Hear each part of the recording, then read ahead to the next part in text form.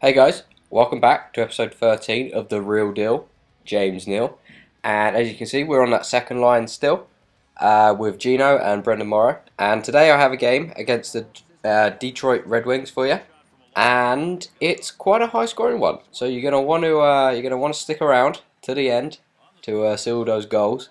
And yeah, it's a good game, this one. So what I wanted to talk about today was the trade that Ottawa made with the Anaheim Ducks for Bobby Ryan. I said a couple of videos ago I was going to talk about it, but I never really got round to it because of the free agent. The amount of free agent signings there were. So today I thought I'd finally get round to it, and yeah. So first of all, I really like the trade for quite a few reasons actually. It's about time Bobby Ryan got the trade. There's been a lot of rumours circling around him the past couple of seasons.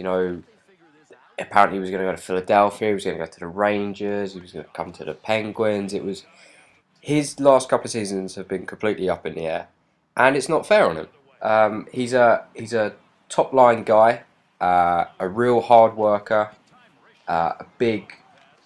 I don't know if it. I guess you'd class him as a power forward, maybe.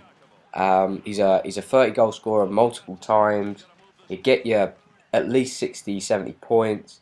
He's just someone who I really like as a hockey player, and I don't know why. I don't know whether his game really appeals to the way I like to watch hockey or not. But I think it's a great move for him, and I'm really happy that he's finally got out of the Anaheim Ducks. From what I've been hearing, this trade has been in the works for a while, so it wasn't just a quick thing Ottawa did after losing Daniel Alfredson to try and appease the fans. But I think they have appeased the fans. They did give up a lot though. It There was quite a lot of West Coast media suggesting that they didn't get enough, the Ducks, for Bobby Ryan. But you know, the three, the two players and the one pick they did get, it's not a bad return. The Ducks have got there, I have to say. Um, in terms of the first rounder, well, you'd have to think Ottawa are around that playoff bubble. They're they're not certainties to be in the playoffs at all. They're in a very competitive division, um, and the East looks very competitive. Detroit now joining, Columbus joining are two teams who you would imagine are pushing for playoff places. So that first rounder, it I reckon it could be a top 10. I think a top 10 is reasonable to assume. If it's top 5, and that's brilliant.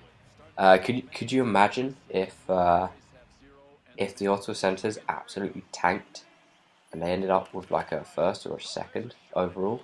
That'd be crazy.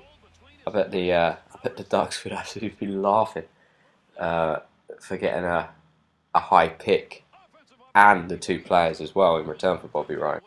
Now, the two players the Senators sent to the Ducks, Jakob Silverberg and also Stefan Newson, were very highly rated by the Senators organisation, especially Silverberg. He was playing on the NHL team last year, and I think what the Ducks are getting in Silverberg is a top six guy. From what I've heard, I haven't seen a lot of him to be honest. Like maybe the series against the Pens and maybe a couple of games in the regular season. But he seems like he's a good finisher, good shot. Um, could could play on the line with Getzlaff and Perry. That's a possibility. Maybe not this year, but maybe in the future. He's a guy who I would imagine will get decent money eventually in his career. And you're looking at a guy who's probably going to be scoring maybe 25 goals come not this season, but maybe the season after. Well, maybe next season if he's playing with Getzlaff and Perry. And the other player, Newson, I think I'm pronouncing that correctly. I could be wrong. Was a first round pick by the Sens, and he's someone who they believe could have been close to cracking the team for the next season. So there's no reason to say he couldn't play in the NHL for the Ducks next year. Some people have been saying ideally he'd be a top six player, maybe because of size. I'm not sure. and maybe he isn't built for that check-in role on maybe a third or fourth line. But you know, if the Ducks get two, say they get a top 6 forward and a top 9 forward in the end, plus this pick, whoever this turns out to be, you can't imagine the Senators, even with the addition of Bobby Ryan, going, say, to the Eastern Finals, something like that. You can't imagine them doing that. You would imagine it's going to be a relatively good pick, so they can. I'm not quite sure how deep next year's draft is. I did have a look earlier today, and I recognise quite a few of the players, but it's hard to say really until probably about halfway through the season to see the draft rankings to really analyse it more. But it will be interesting to see where that pick ends up, and that is one thing I think the Senators will have to watch out for, is that they could have given up a first rounder, a first round player, and Silverberg as well, who I think the consensus is that he will be a 25 goal scorer. But you know, you are getting Bobby Ryan, who was a few years ago on the best line in hockey with Getzlaf and Perry, and their new contracts have really, well, you would have to imagine that Bobby Ryan wasn't going to get a raise if he had stayed. I think he's got 2 years left at 5.1, I believe it is. I think he was on a 5-year deal. I could be wrong. It might have been 6 years. But you know, with those two mega contracts and they really went out there, Anaheim, when they gave those contracts to Getzlaf and Perry and said that you two are the guys now. We're not going to have any other forwards on a particular high amount. Say like no one on more than maybe 6, because you can't do that with this salary cap this year. Now, with everyone analysing this deal and saying, oh, I think the Ducks have come out way on top here, or I think the Sens have come out way on top here, I really feel this trade is very even. I really do. I think Bobby Ryan needed to be moved. They've been trying to move him for a while, and they've got a package here which could turn out to be a very good one for them going forward. So I don't see a winner. I think this is going to work out well for both teams. I really do. It's a good hockey trade. I really do think this is a good hockey trade. You know, we've seen trades in the past which have been, well, very one-sided, or one team's given up someone who they really shouldn't have done.